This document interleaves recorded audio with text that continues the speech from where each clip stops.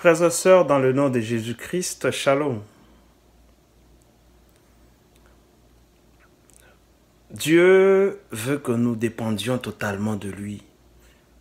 Dieu veut que nous lui fassions confiance et que nous ayons foi en lui et non à notre capacité de lui plaire.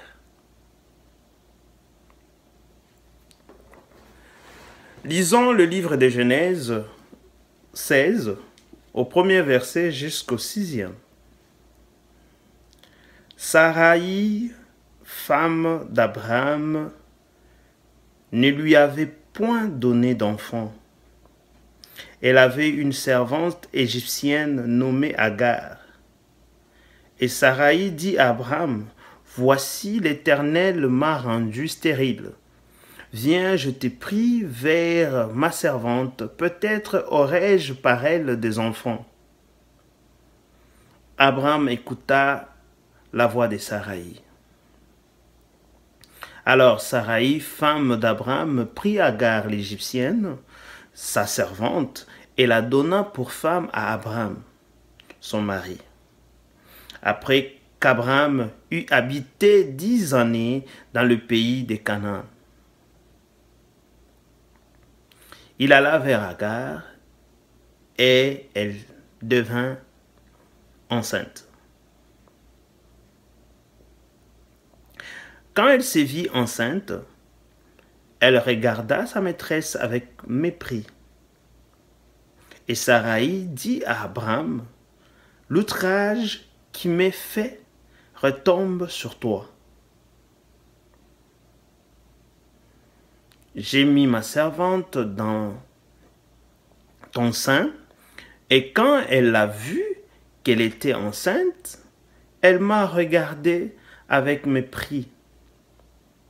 Que l'Éternel soit juge entre moi et toi. » Abraham répondit à Saraï, « Voici ta servante est à ton pouvoir. Agis à son égard comme tu le trouveras. Comme tu le trouveras bon, je vais dire. » Alors Saraï la maltraita et Agar s'enfuit loin d'elle. Parole du Seigneur. Nous parlons aujourd'hui de savoir assumer ses fautes, ses erreurs.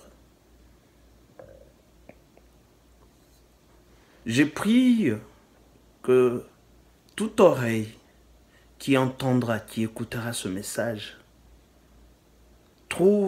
y trouve son compte,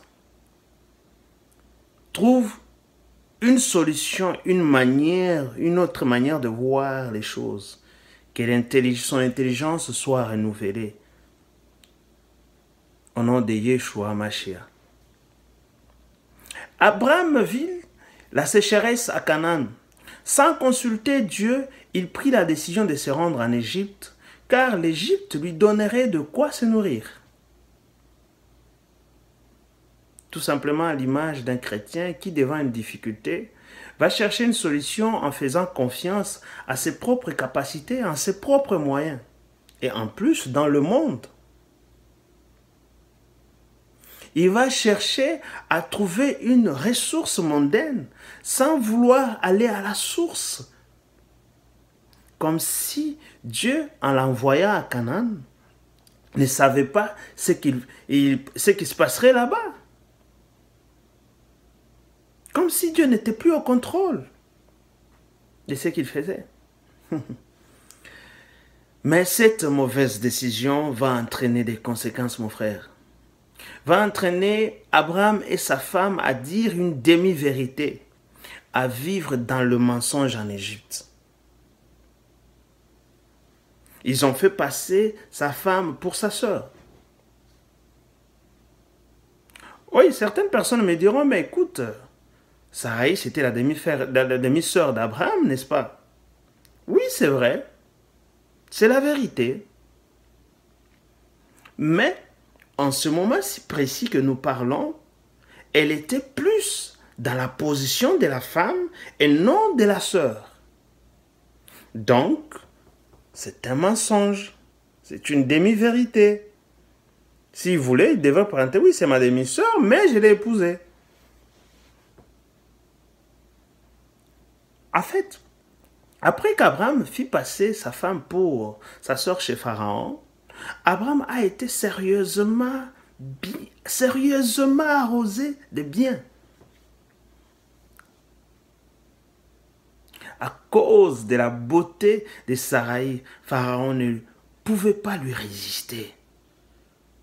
Pharaon convoitait, courtisait Sarai, donnant à son frère Abraham un traitement de faveur, le couvrant de plusieurs biens, y compris des esclaves.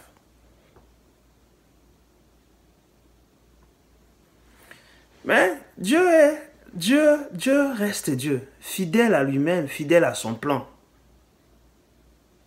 Étant fidèle à son plan, il a gardé Sarai intacte.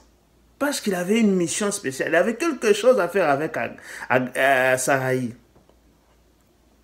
Il n'a pas permis, il n'a pas voulu que Pharaon touche Sarai.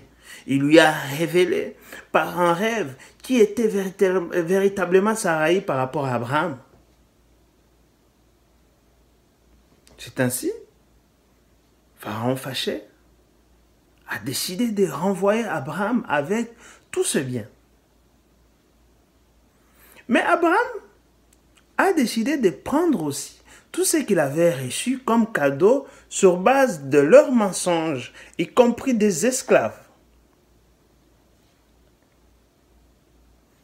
Genèse 12, 14 à 20 nous parle de ça. C'est vrai, Dieu n'avait pas dit ouvertement à Abraham de rendre tout ce qu'il avait reçu comme cadeau de Pharaon. Non. Mais Abraham, selon la justice, aurait pu choisir de restituer tout ce qu'il avait reçu des Pharaons. Tout ce qu'il avait reçu des Pharaons parce que c'était des biens mal acquis. Il y avait eu échange. Et si l'échange est annulé, tout aurait dû être remboursé.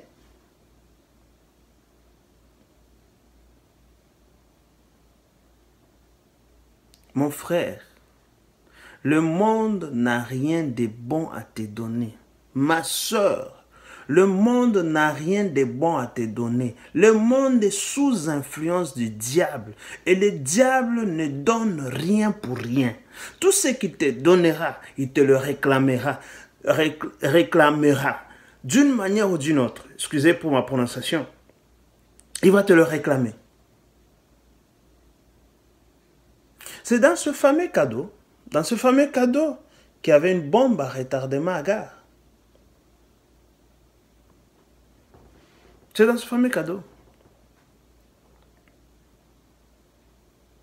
Sarai, plutôt convaincue d'être rendue stérile par Dieu, décide de donner une solution à sa guise. Il décide de se donner une solution à sa manière.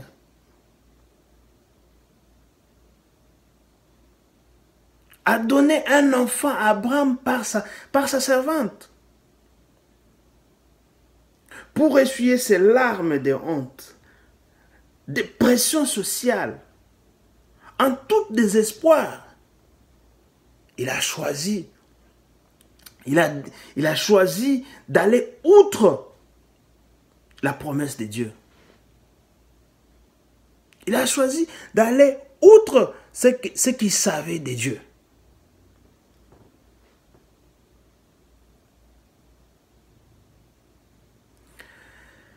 Vous savez, surtout en ce moment-là, cette époque, cette pratique était acceptée de tous. La société de l'époque, c'était quasiment une tradition. Quand tu ne peux pas avoir d'enfant, tu as ton esclave qui peut te le donner. Mais nous sommes chrétiens. Nous sommes de Dieu. Nous ne pouvons pas vivre selon les traditions du monde. C'est curieux, hein? C'est qu'elle puisse accepter et croire en Dieu pour son état de stérilité, mais sans vouloir chercher ce que Dieu pense de son idée de se faire une progéniture par sa servante. C'est ça. Beaucoup de personnes utilisent le nom de Dieu pour justifier leurs mauvaises décisions. Ils utilisent le nom de Dieu pour rendre leurs propos crédibles. Ils utilisent le nom de Dieu pour manipuler les autres. Beaucoup de pasteurs utilisent le nom de Dieu pour manipuler les autres. Beaucoup des hommes de Dieu, ils utilisent le nom de Dieu pour se faire de l'argent, pour rendre leurs propos crédibles. Le nom de Dieu doit être sanctifié. Le nom de Dieu doit être sanctifié et non associé à n'importe quoi pour justifier nos péchés. Non.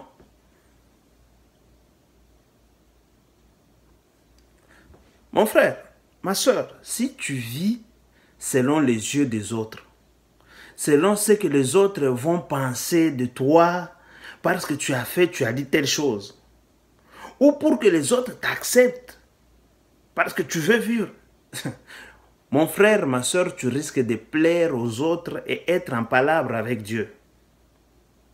Alors, mieux vaut être en palabre avec le monde qu'avec Dieu. Je te conseille. Et en tant que chrétiens, nous ne sommes pas comme tout le monde. Cette différence, je veux dire, sera toujours comme une pression sur nous. Acceptons cette différence et vivons conformément aux lois célestes et non selon le siècle présent. Car nous sommes dans ce monde sans être de ce monde. Nous sommes dans ce monde sans être de ce monde. Jean 15, 14. Jean 17, 14 à 18, Romains 12, 2, Proverbes 16, 18 nous en parle. Alors, pour revenir à notre histoire, nous devons aussi comprendre en même temps que Saraï jouait son rôle de la femme qui veut aider son mari. La Bible dit, la femme est l'aide de son mari. En tant qu'aide, elle cherchait une solution au problème d'héritier que Abraham, son mari, éprouvait. Mais mon frère, mais ma soeur, si tu veux aider ton partenaire, si tu veux l'aider, il faut l'aider selon Dieu. C'est mieux. Si tu veux l'aider dans la chair, c'est possible que ton aide soit une destruction qu'une solution au problème. Je t'assure. Ça risque d'être une destruction pour rien. Alors, la Bible ne nous dit pas si Agar, cette esclave, avait un mari ou pas. Non. Mais nous pouvons bien imaginer qu'elle n'en avait pas. Et ni Saraï, ni Abraham, personne n'avait demandé son avis. Non, personne. Mais c'est aussi simple. On parle d'une servante. Une servante, comme le mot le dit, c'est une personne qui est à la merci de son maître. Elle est là pour rendre service à son maître, faire tout ce que son Seigneur lui demande. Une servante n'a pas de droit. Donc Agar était là que pour rendre service au couple patron d'Abraham et Saraï. Elle était en plein dans son rôle. Et pour Abraham et Saraï, c'est en plein droit qu'ils ont utilisé la servante afin d'assouvir leurs besoins. Ils n'avaient pas besoin de l'approbation d'Agar, non.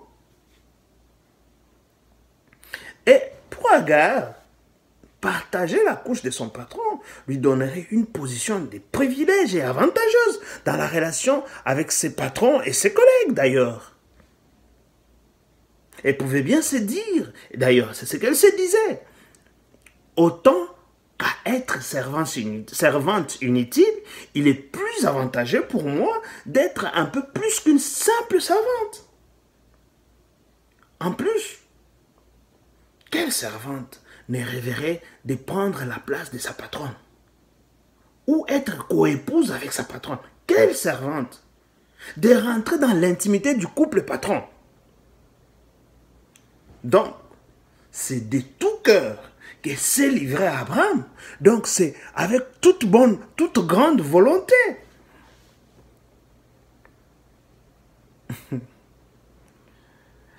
Mon frère, ma soeur, tu ne récoltes que ce que tu as semé. Ils ont semé dans la rébellion. Ils ne peuvent récolter que la rébellion. Ce même esprit d'orgueil qui animait Saraï en disant qu'on peut se passer des dieux s'est manifesté au travers de sa servante. C'est ainsi qu'Agar est rentrée dans la rébellion contre sa patronne. Excusez. Mais Saraï ne veut pas assumer et rend son mari responsable des conséquences.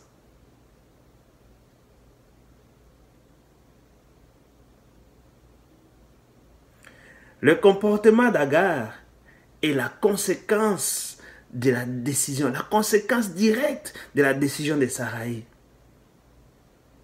Vous savez, mon frère, il nous est souvent plus facile d'attaquer et accuser les autres pour nos fautes que de les admettre et demander pardon.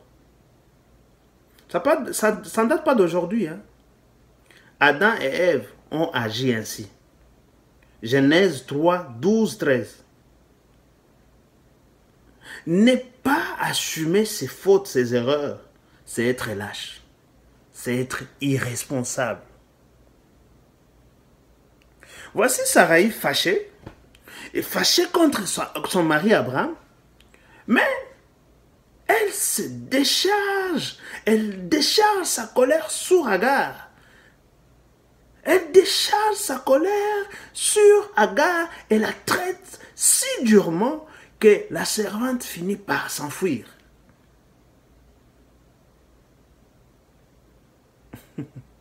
Nous agissons des fois comme ça. Des fois, on a des différends avec quelqu'un, avec une personne, mais on s'en prend à quelqu'un d'autre. D'ailleurs, l'exemple est très simple. Hein? On voit dans certains parents déchargent leur colère sur leurs enfants après le tiraillement avec leur conjoint. Il faut savoir gérer sa colère. Il faut savoir canaliser sa colère. La colère plutôt peut être très, très dangereuse, surtout quand elle naît de nos propres erreurs. Elle peut être très dangereuse.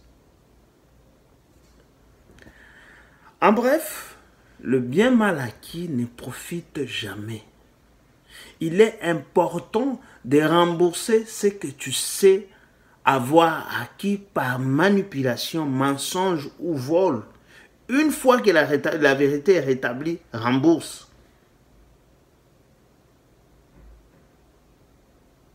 Il faut savoir laisser tout ce qui est de l'Égypte en Égypte.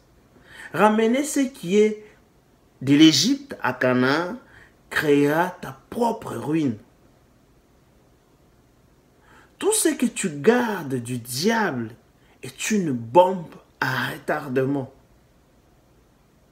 Cela peut être la malhonnêteté, la jalousie, la méchanceté, l'impudicité, l'adultère, la cupidité, etc., etc.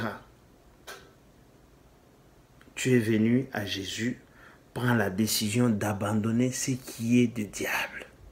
Prends la résolution de tout abandonner. Une autre chose, prendre des décisions en dehors de la volonté de Dieu ne produit que de chagrin.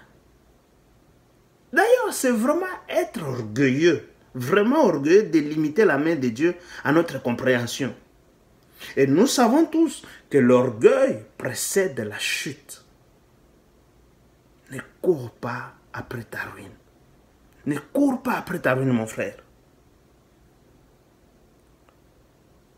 Enfin, comprenons tout simplement qu'être chrétien, c'est savoir aussi reconnaître ses fautes et ses erreurs, ses faiblesses.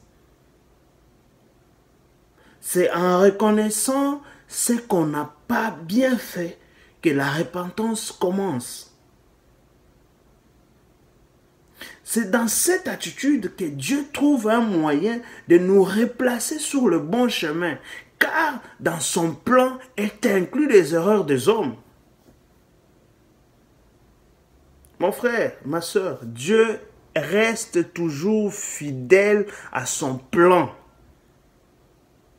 Dieu reste toujours fidèle à son plan et ses promesses. Même si les hommes en compliquent le processus, Dieu reste fidèle. Soyez bénis au nom de Jésus-Christ.